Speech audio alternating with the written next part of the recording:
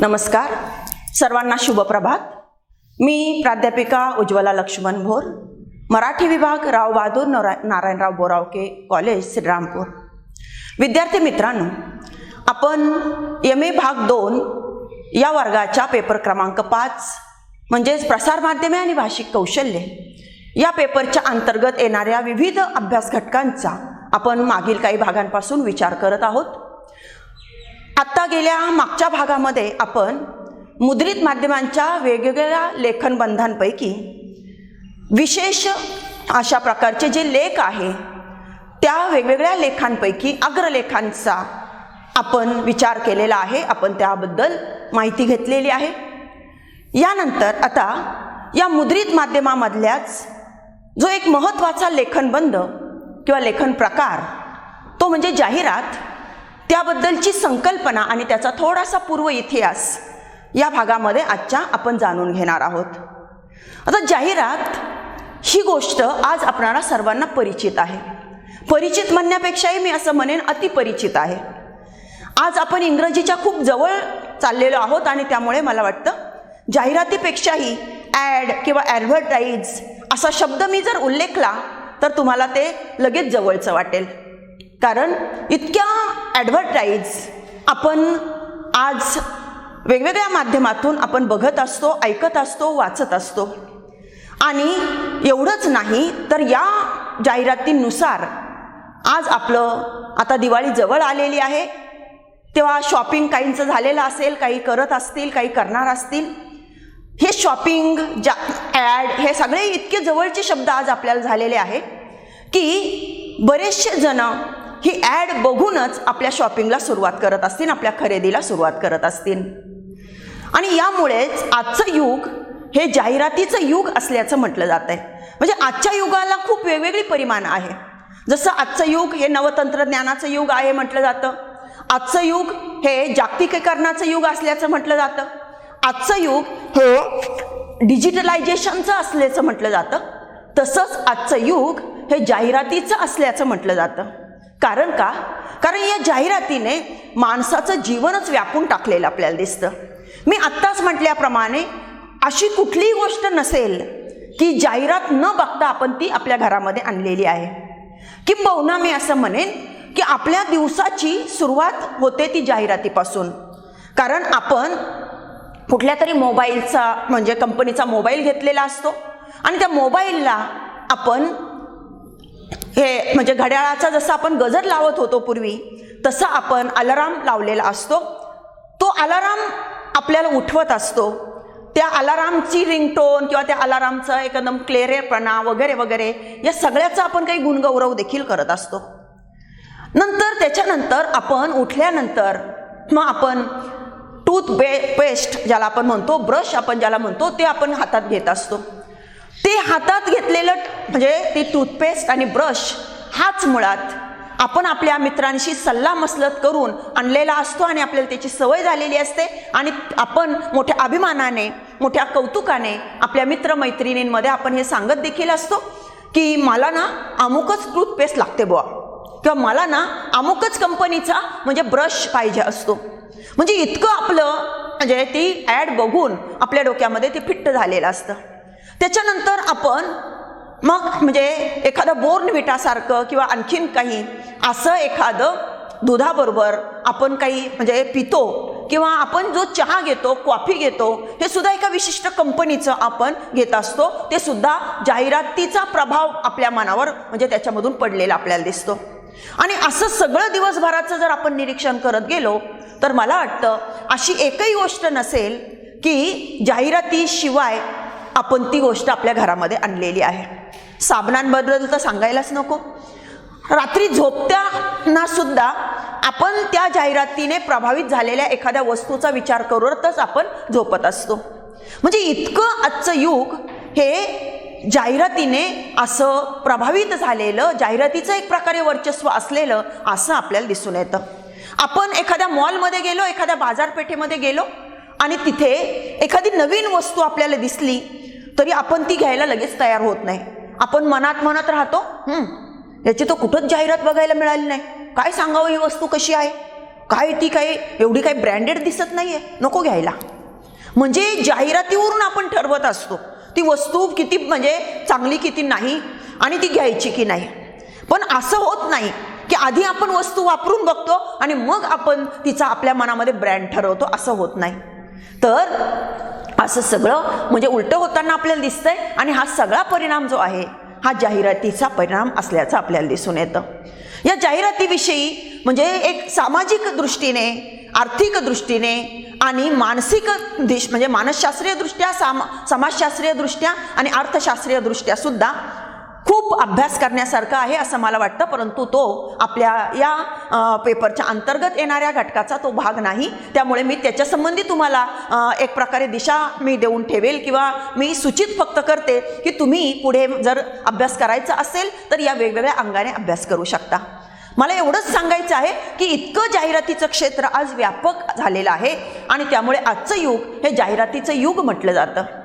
अशा या जाहिरातीचं पुढे बराचसा भाग आपण बघणार आहोतच. हे सगळं महत्त्व वगैरे का आलं, कसं आलं वगैरे हे आपण बघणार आहोतच. परंतु मुळात कुठल्याही गोष्टीच्या मुळाकडे आपण आधी गेलं पाहिजे. त्या पद्धतीने मी म्हणेल की मुळात ही जाहिरात म्हणजे नेमकं काय आहे. ही जाहिरात ही माणसाच्या मनावर एवढं गारुड करणारी, एवढा वर्चस्व निर्माण करणारी का आणि कधीपासून झाली. नेमकं या जाहिरातीचा जन्म किंवा या जाहिरातीचं मूळ कुठे आहे, कसं आहे हे सुद्धा आपण थोडंसं जाणून घेतलं पाहिजे. हे जाणून घेताना सुद्धा खूप इंटरेस्टिंग किंवा खूप गमतीदार गोष्टी आपल्या लक्षात येऊ शकतात. त्या तुम्ही इंटरनेटवर किंवा इतरत्र वेगवेगळ्या ठिकाणचं वाचन करून ते तुम्ही जाणून घ्यावा असे मी अपेक्षा व्यक्त करेन. आपल्या सर्वांचा वेळ मी त्यासाठी घेऊ इच्छित नाही.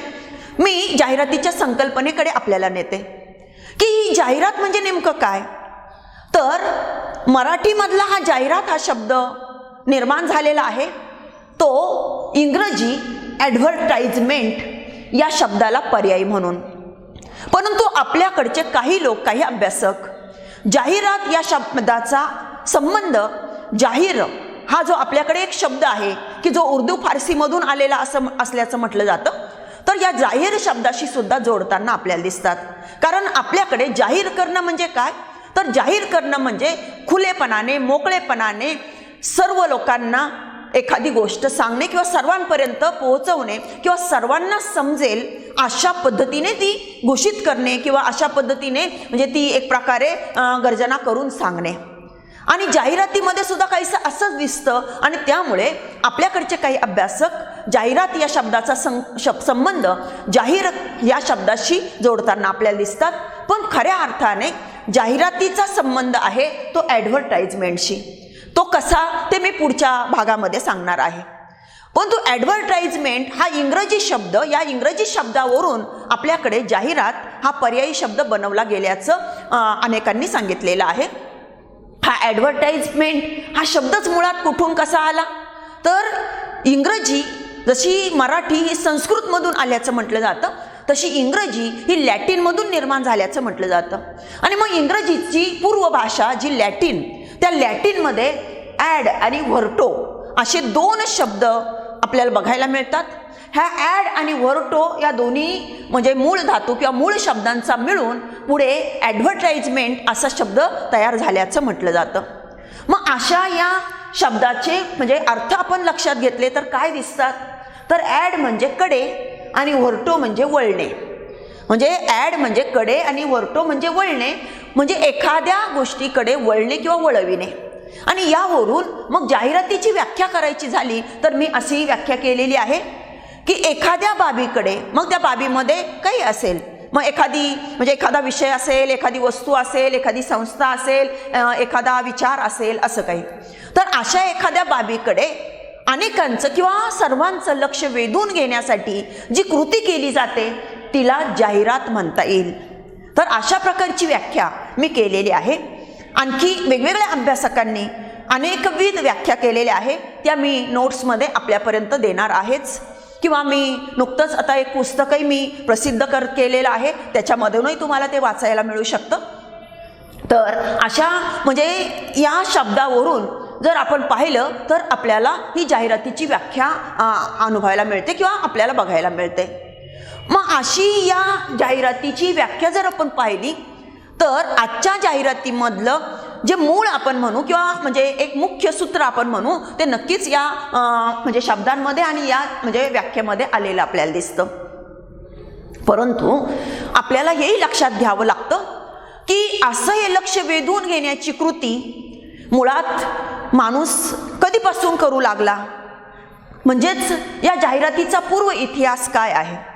कारण मी आत्ताच म्हटल्याप्रमाणे आज जाहिरात इतकी माणसाला व्यापून टाकणारी झालेली आहे की माणसाच्या मी तर असं सांगितलं की सकाळी उठण्यापासून, पण नुसतं उठण्यापासून नाही तर माणसाला या जगामध्ये येण्याच्या पूर्वीपासूनच, म्हणजेच माणूस जन्माला येण्याच्या पूर्वीपासून तर माणूस या जगातून गेल्यानंतर म्हणजे मृत्यूनंतर पर्यंत माणूस या जाहिरातीच्या युगामध्ये वावरत असतो.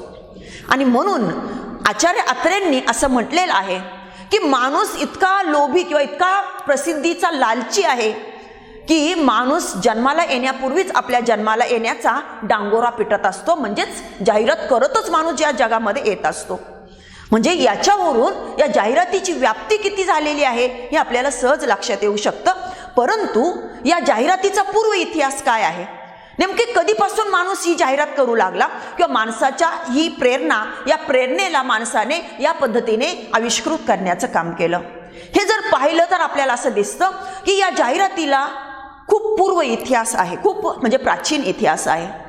कारण आपल्याकडे दवंडी किंवा ज्याला आपण द्वाही म्हणतो ती द्वाही किंवा दवंडी कधीपासून फिरवली जाते याचा जर आपण अभ्यास केला लोकसाहित्याच्या आधारे तर आपल्याला असं लक्षात येतं की जेव्हापासून माणसाने समाज निर्माण केला, एक विशिष्ट प्रकारची संस्कृती निर्माण केली, तेव्हापासूनच ही दवंडी, ही द्वाही अस्तित्वात आलेली आपल्याला दिसते. म्हणजे आपल्याकडे राजे राजवाड्यांचा इतिहास आपल्याला अगदी प्राचीन काळापासून असलेला आपल्याला दिसतो. आणि या राजे राजवाड्यांच्या काळामध्ये राजांना एखाद्या गोष्टीकडे सगळ्या आपल्या जनतेचं लक्ष वेधून घ्यायचं असेल तर ते काय करायचे, दवंडी पिटवायचे. म्हणजे एखादी गोष्ट लोकांना जाहीरपणाने सांगण्यासाठी, एखादी गोष्ट सर्व लोकांना माहीत करून देण्यासाठी किंवा त्या गोष्टीकडे सर्व लोकांचं लक्ष वेधण्यासाठी काय केलं जायचं, दवंडी पिटवली जायची. जशी दवंडी पिटवली जायची तशीच द्वाही फिरवली जायची. द्वाही फिरवणं म्हणजे काय, तर त्यावेळेस म्हणजे वेगवेगळी साधनं नव्हती, यांत्रिकीकरण नव्हतं आणि त्यामुळे मग आपण ज्याला हत्तीची अंबारी म्हणतो त्या हत्तीच्या अंबारीवरून किंवा घोड्यावरून वेगवेगळ्या भागांमध्ये वेगवेगळे स्वार पाठवून त्या स्वारांच्या मार्फत ती बातमी किंवा ती गोष्ट तिथे पोहोचवली जायची. बऱ्याच वेळा त्या स्वारांकडे काही एक विशिष्ट पद्धतीचं पत्रक दिलं जायचं आणि त्या पत्रकावरून मग ती द्वाही म्हणजेच ती गोष्ट सर्व लोकांपर्यंत म्हणजे पोहोचवली जायची, सर्व लोकांचं तिकडे लक्ष वळवलं जायचं. मग गावामध्ये असा एखादा घोडेस्वार एखादं पत्रक घेऊन आला, मग ते कापडी फलकावर असेल किंवा आणखीन एखाद्या म्हणजे ज्याला आपण भुर्जपत्र म्हणजे चामडी पत्र वगैरे म्हणतो याच्यावर, तर त्याच्यावर असेल. पण या अशा पत्रावर ते जे काही राजाकडून लिहिलेलं ते असं मिरवत असतो स्वार म्हणजे त्या गावामध्ये प्रवेश करायचा किंवा जायचा आणि तिथे त्या पद्धतीने मग लोकांचं लक्ष वेधून घेतलं जायचं आणि ती गोष्ट लोकांपर्यंत म्हणजे सांगितली जायची. त्याला द्वाही म्हटलं जातं.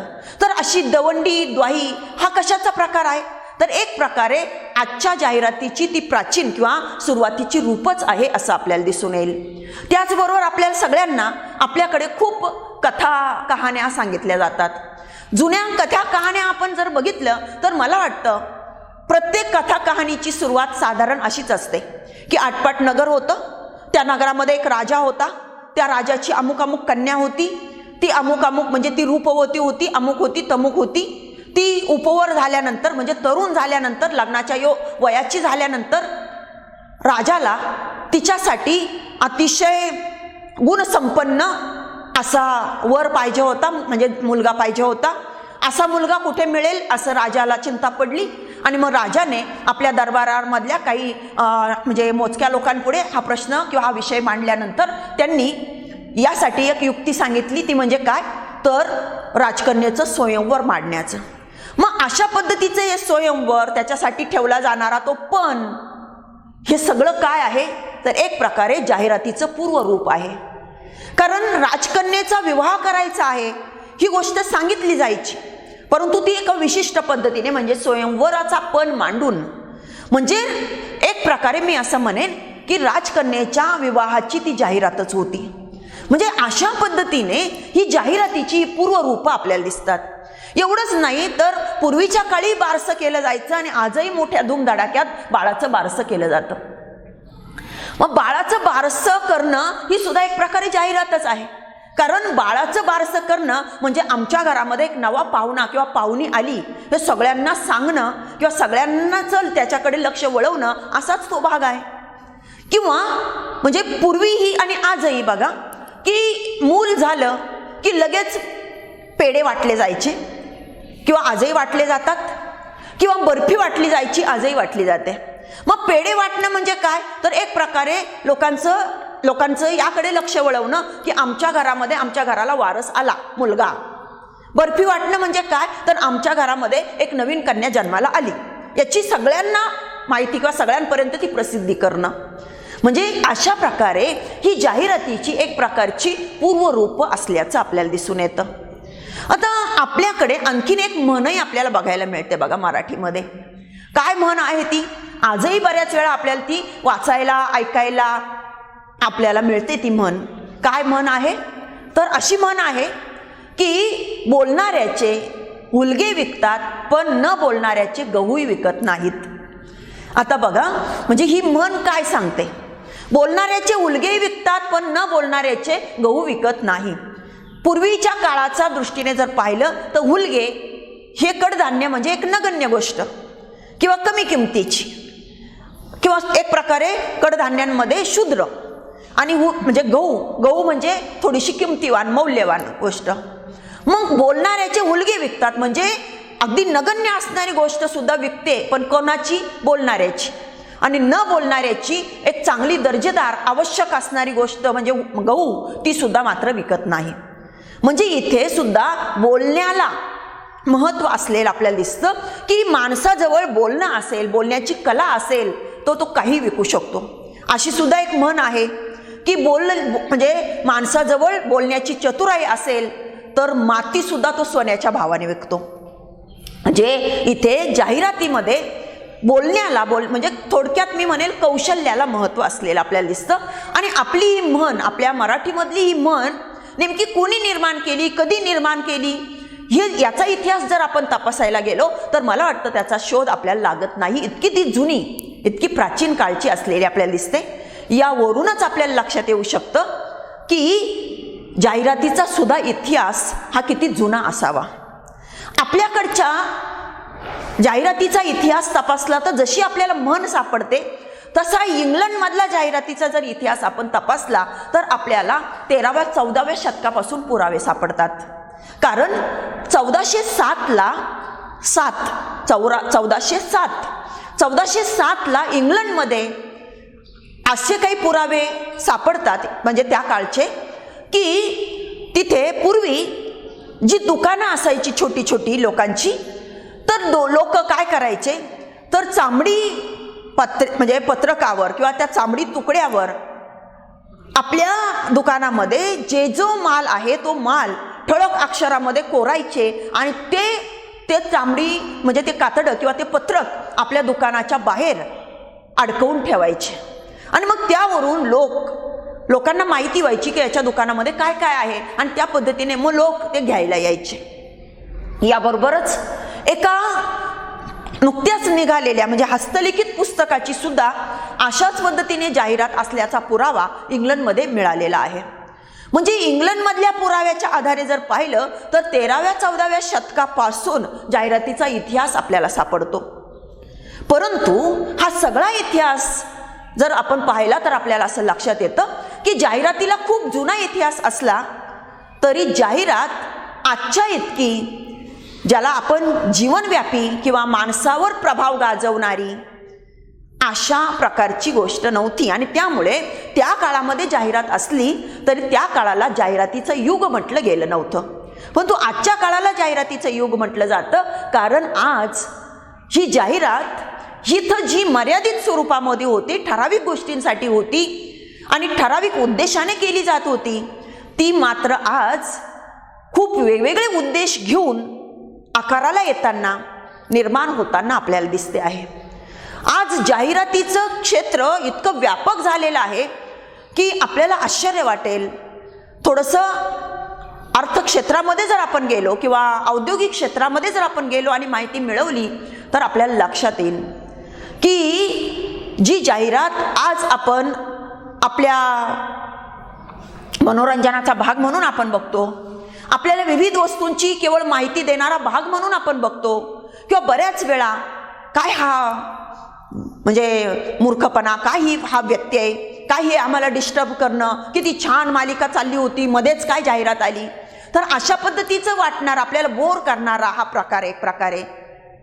ही जाहिरात मात्र आज अनेकांना रोजगार देणारी आणि अनेकांच्या म्हणजे घरामध्ये मोठं आर्थिक उत्पन्न मिळवून देणारी अशी बाब झालेली आपल्याला दिसते.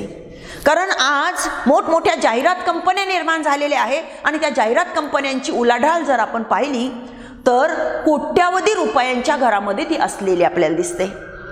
म्हणजे यावरूनच आपल्याला लक्षात येईल की आज जाहिरात ही पूर्वीच्या काळाप्रमाणे एखाद्या गोष्टीकडे केवळ लक्ष वेधून घेणारी बाब किंवा म्हणजे एखाद्या गोष्टीची आपल्या काही समूहामध्ये, आपल्या काही मानवी गटामध्ये केली जाणारी प्रसिद्धी एवढ्यापुरतं राहिलेलं नाही, तर आज जाहिरात ही एक व्यवसाय झालेली आहे. आज जाहिरात हा एक मोठा उद्योग झालेला आहे आणि त्यामुळे त्या जाहिरात कंपन्यांचे जे मालक आहे ते आज उद्योगपती झालेले आहे. आणि एवढंच नाही तर या जाहिरातींनी आपल्या मनावर इतका प्रभाव गाजवलेला आहे की मी मगा म्हटल्याप्रमाणे आपण कुठलीही वस्तू आपल्या घरामध्ये जाहिरातीशिवाय आणताना आपल्याला दिसत नाही. यावरूनच आपल्याला आजच्या या जाहिरातीचं जे काही विस्तारलेलं क्षेत्र आहे, मानवी मनावरचं आणि जगामधलं आणि आर्थिकदृष्ट्या देखील, ते आपल्याला सहज लक्षात येऊ शकतं. मग अशा या जाहिरातीला हे नेमकं व्यावसायिक स्वरूप ज्याला आपण म्हणतो ते नेमकं कसं, का आणि कधी प्राप्त झालं? या जाहिरातीचं नेमकी म्हणजे कौशल्य आपण एका बाजूने म्हणतो, मग ती नेमकी कला की तंत्र, किंवा तंत्र किती आणि कला किती? मग तंत्र म्हणून या जाहिरातीसाठी कोणकोणत्या गोष्टी किंवा कोणकोणते घटक लक्षात घेतले पाहिजे? जाहिरात करायची म्हणजे नेमकं काय करायचं? तर अशा विविध बाबींची माहिती आपल्याला जाणून घेणं आवश्यक आहे. तर ही माहिती आपण जाणून घेणार आहोत ते पुढच्या भागापासून. आत्तापुरतं मी फक्त जाहिरातीच्याकडे लक्ष वळविण्याचं तुमचं काम केलेलं आहे आणि जाहिरात ही आज आपल्याला व्यापून टाकणारी अशी वाटत असली तरी जाहिरात ही काही अगदी अलीकडचा भाग नाही, तर तिला खूप प्राचीन इतिहास आहे, तिची पाळंमुळं दूरवर आहे आणि त्याही वेळी तिचा मूळ उद्देश हाच होता की लोकांचं लक्ष वेधून घेणं, अनेक लोकांना त्या एखाद्या गोष्टीची माहिती त्यांच्या मनावर बिंबल अशा पद्धतीने करून देणं, हा मूळ उद्देश मात्र तेव्हाही होता, आजही आहे.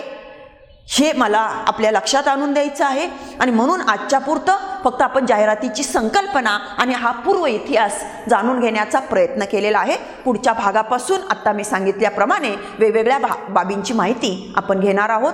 तर आपण ऐकल्याबद्दल आपणा सर्वांना धन्यवाद.